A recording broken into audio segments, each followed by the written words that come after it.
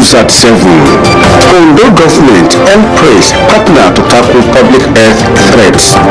Experts urge strict enforcement of regulations to curb building collapses. Federal government declares crisis in vulnerable areas, calls for action. And from the foreign scene, Tunisia battles worst floods in 70 years as storms hit the Mediterranean.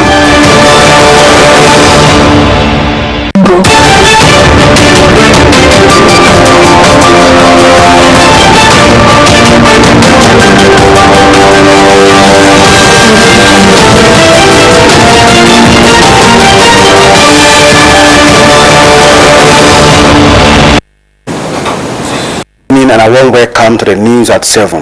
Kule Abiyo is my name. The North State government, in collaboration with the Livestock Production and Resilience Support Project, LPRAISE, has commenced implementation plan for the One Health approach for effective response to public health threats. Concerned ministries and key stakeholders converged on Akure, the North State capital, for a one-day workshop to domesticate a national strategic plan on the One Health approach in tackling health challenges. Omoni Olaumbeji reports. Effectively tackling diseases transmitted from animals to humans and vice versa requires a collaborative effort across environmental, animal, and human health sectors. This informed the stakeholders meeting on the One Health approach organized by the Ondo State Livestock Production and Resilience Support Project, LPRAISE.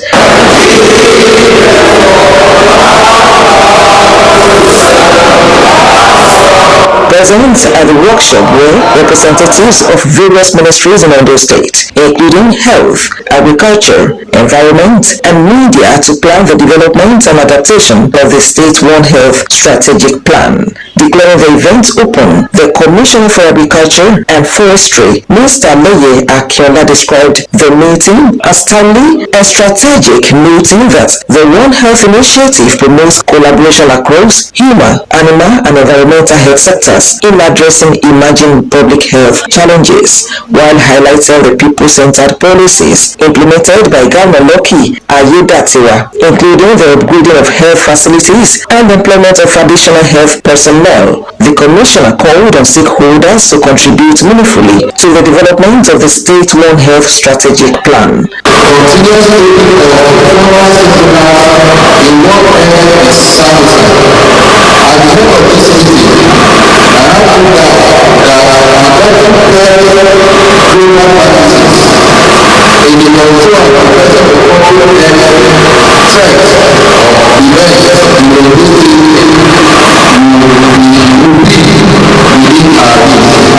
Other dignitaries from the health, environment, and water resources sectors acknowledged the importance of collective efforts in addressing health-related issues and pledged their commitment toward achieving a common goal.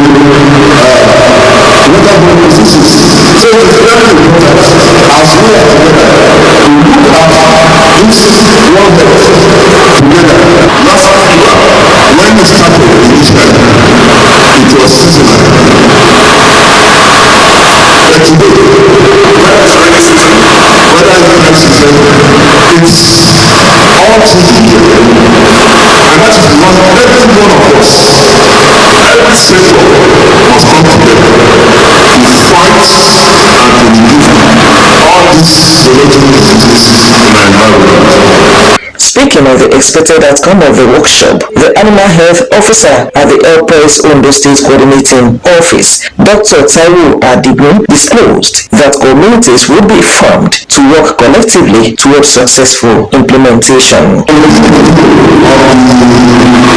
Consent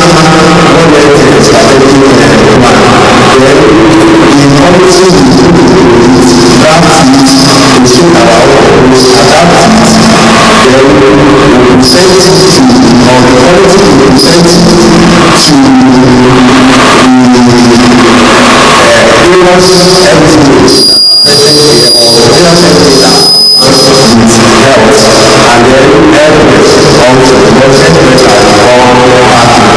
He assured of continued collaboration from Elpers for effective service delivery. Omorola Hunguji, Osrc News.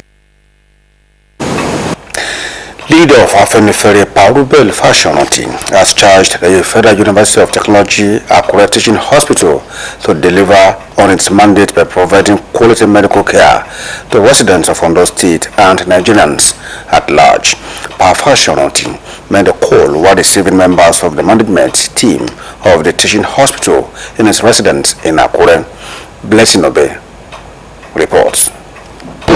Management of the Federal University of Technology Akure Teaching Hospital paid a courtesy visit to the leader of Afenifere, Ruben Fashoranti, at his residence. The visit was to honor the elder statesman for his contributions to the development of Ondo State, particularly his role in the establishment of the FUTA Teaching Hospital. Chief Medical Director of the hospital, Olusegun Ojo, said the institution was a product of patriotism, describing Fashoranti as a father whose passion for the well-being of his people made the project a reality. He assured that the legacy of the Afenifere leader would be preserved through the growth and stability of the hospital. History will record that the establishment of the FUTA Teaching Hospital in Akure did not happen by chance. It happened because a father, a statesman, and a patriot spoke with conviction, clarity, and love for his people.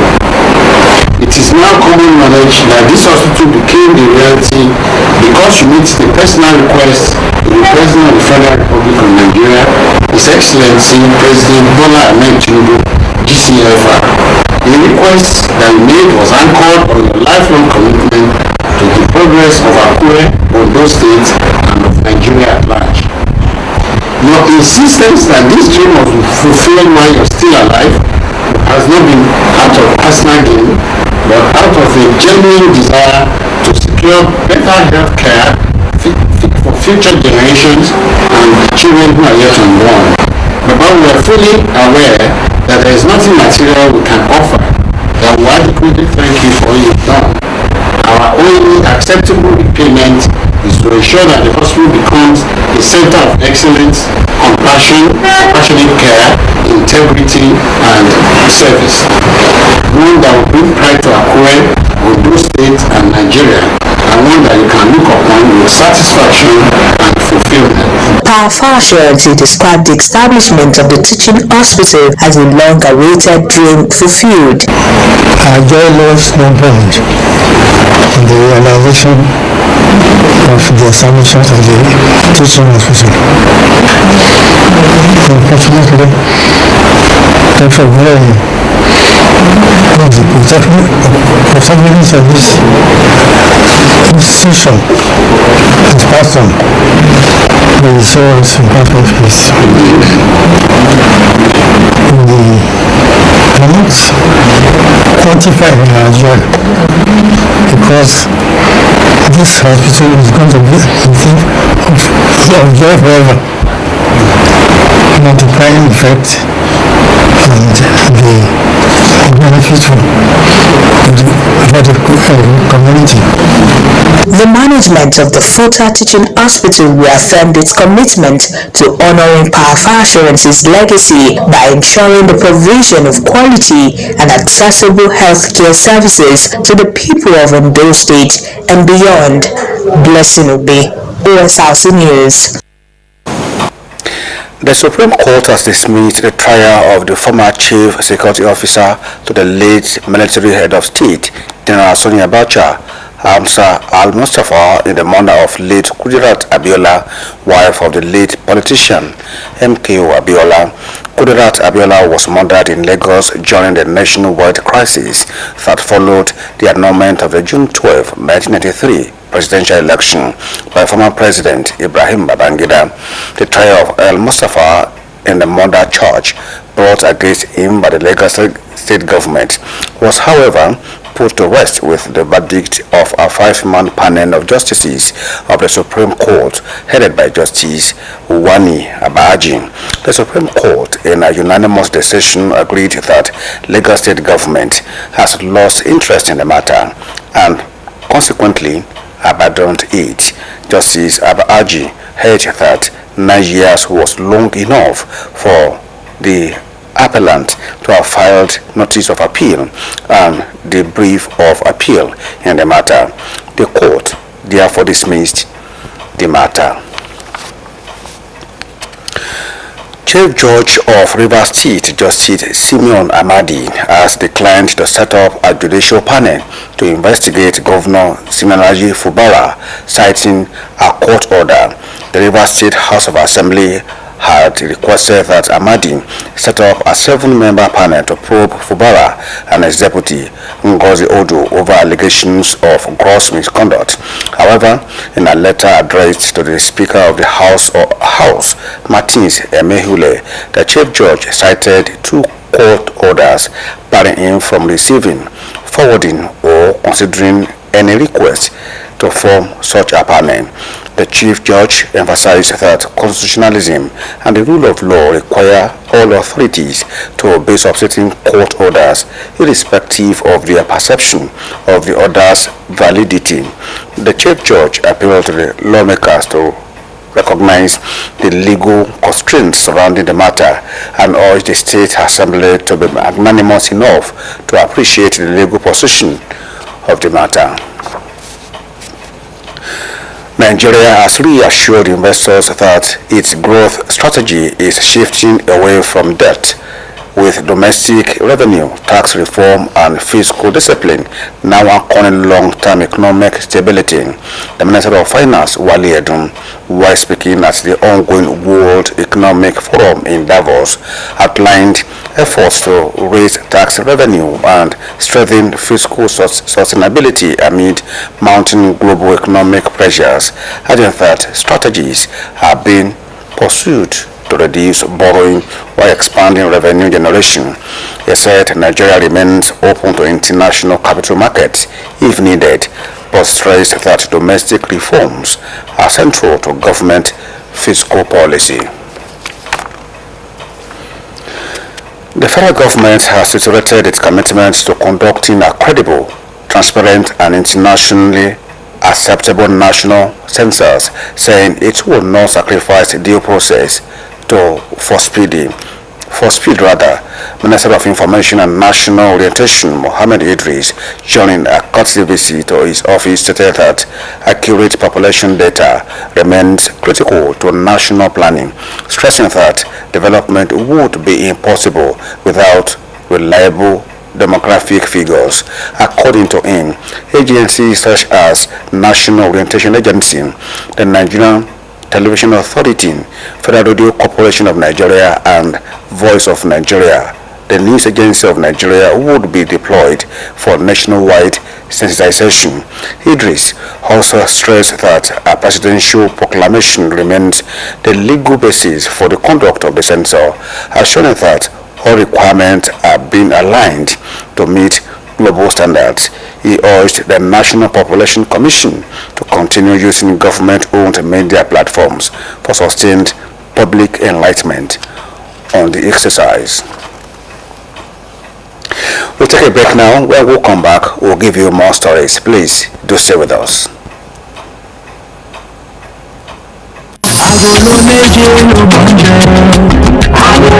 You dey mind am?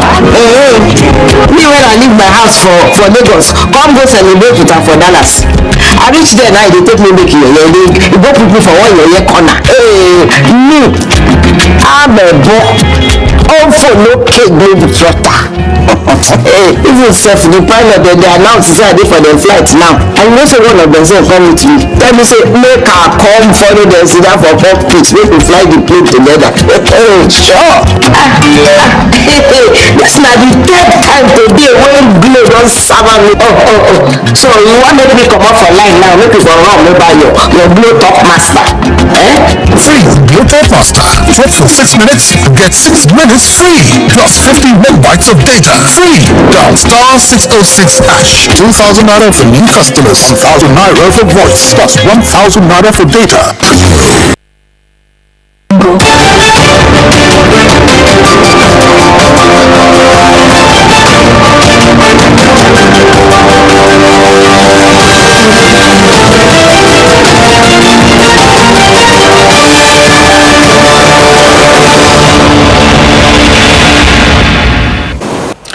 Welcome back and thank you for rejoining us. You can watch us live on our digital channel Moreplace 720 on our website www.osrc.ng or follow us on Facebook at Osrc TV, and on YouTube you can subscribe to our channel Osrc TV Ondo.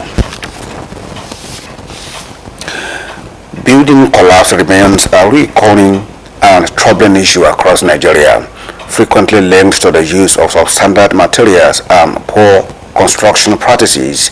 In Akure, the Ondo State capital, our reporter Sunday Adenyojun engaged experts to examine the root causes of building collapse, highlight preventable measures, and reviews government efforts aimed at strengthening safety regulations.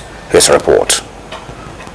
Building collapses continue to raise serious concerns about safety standards in the construction sector. Such incidents often result in loss of lives, injuries, and destruction of property, leaving affected families and communities in deep distress. Experts warn that many of these tragedies are preventable if proper building practices and construction regulations are strictly adhered to.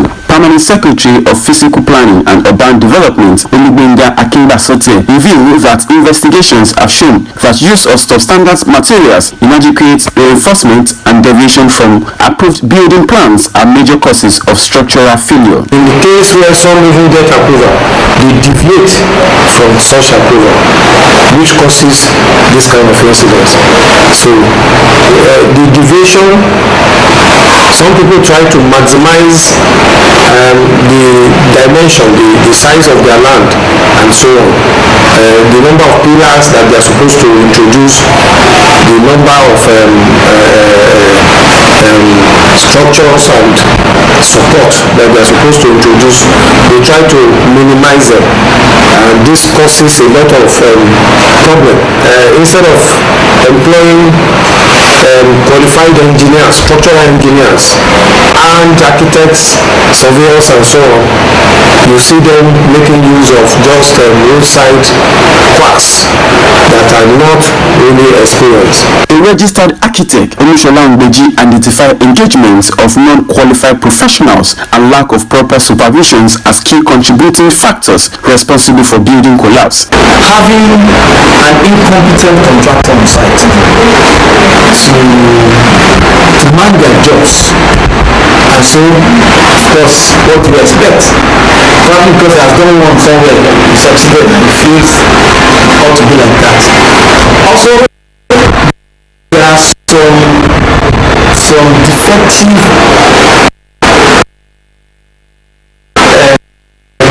building construction practices.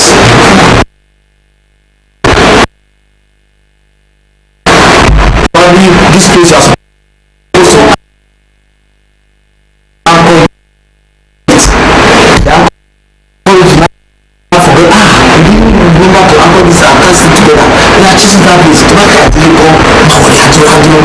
things like that.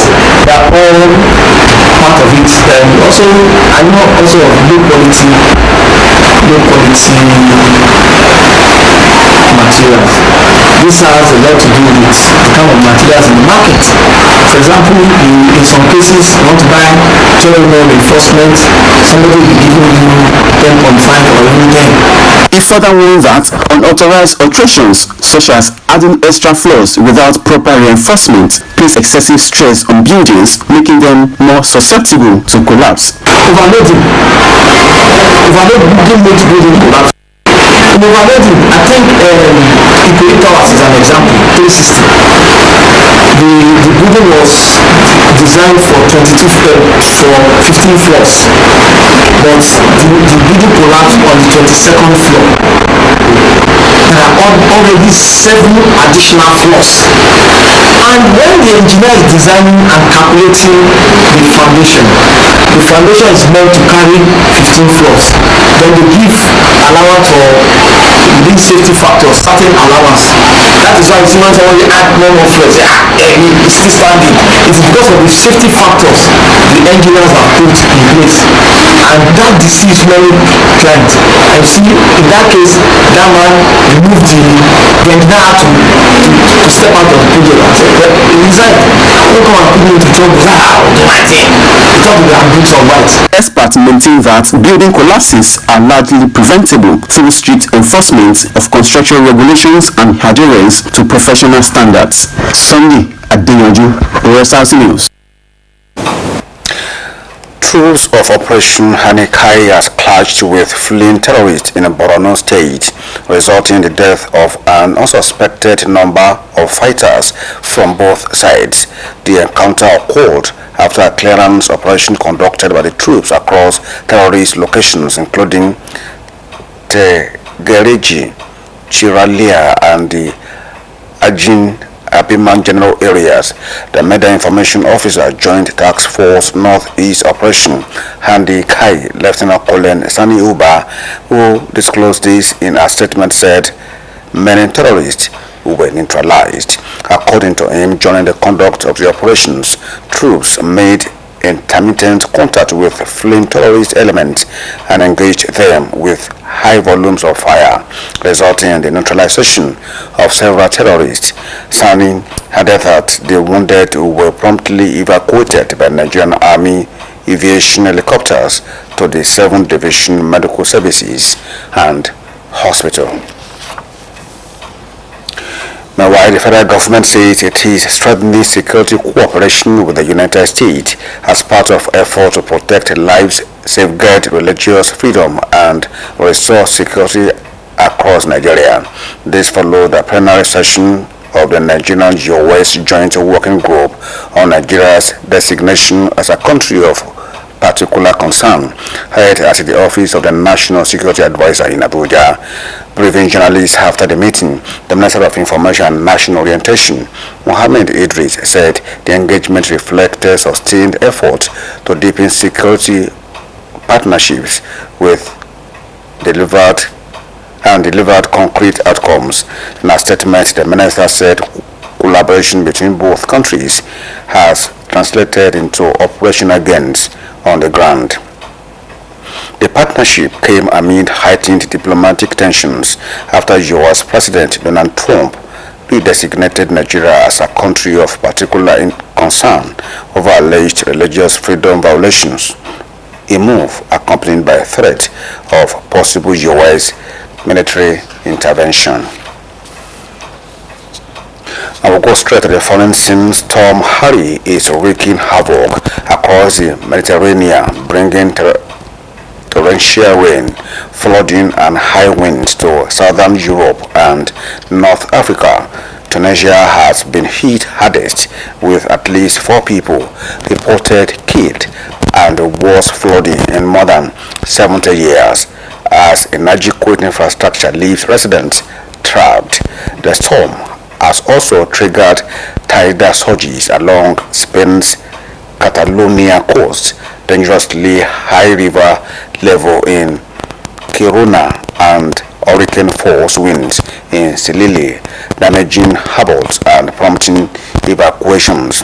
The European Environment Agency warns that Europe, the world's fastest warming continent, remains dangerously unprepared for escalating climate risk that are set to worsen despite optimistic forecast. Monyoluwa Oladele has details. Swept away down flooded streets, a woman struggles to stay afloat. A man wades in and helps her to safety, and the rain keeps falling. These are the worst floods to hit Tunisia in more than 70 years, and lives have been lost. We always welcome rain in Tunisia, but it's always the same problem with infrastructure. There are well-known areas that have not been properly taken care of. We look at the situation, and even someone who just wants to go to work, go home, or carry out daily activities ends up trapped. So we can't work, and there is a lot of damage to our economy.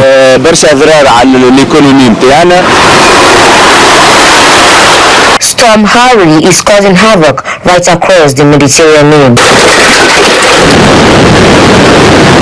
Tidal surges on the Catalonian coast, fields turned to lakes, emergency services on rescue missions.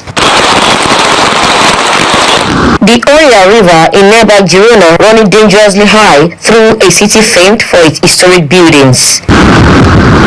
Residents nervously hoping the waters will soon subside. In Sicily, authorities declared a red alert. They are warning of hurricane-force winds as giant waves crash into harbors, damaging more vessels and destroying sea walls. The municipal administration has decided to evacuate the residents who live in streets along the seafront and the rocky coastline because the waves could reach and hit the houses.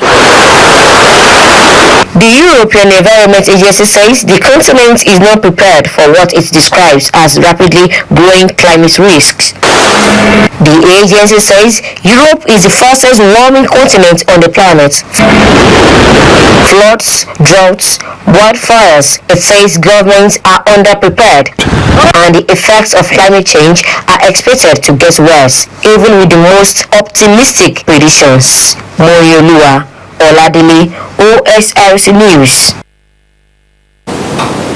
After a lengthy speech at the World Economic Forum, US President Donald Trump has rolled back on his threat to impose tariffs on the UK and European allies over their Greenland stance. As this comes after a very productive meeting with NATO's chief. And with that report from Donald Trump, we have come to the end of the news tonight. But before we go, we'll take another look at the main points. We told you that Osrc government, in partnership with the Livestock Production and Resilience Support Project, HealthPress, has started implementing the One Health approach to strengthen responses to public health threats.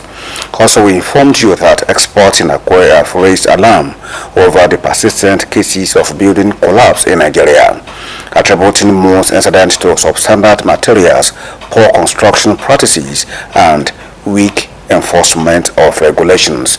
Also, we told you that the federal government says it is intensifying security cooperation with the United States to protect lives, promote religious freedom, and restore peace across Nigeria. Also, from the foreign scene, we told you that at least 4 people have been reported dead as Tunisia grapples with its worst flooding in more than 70 years after Storm Harry battered part of southern Europe and North Africa. And that's it on the news tonight. We thank you for being a part of it. Good evening.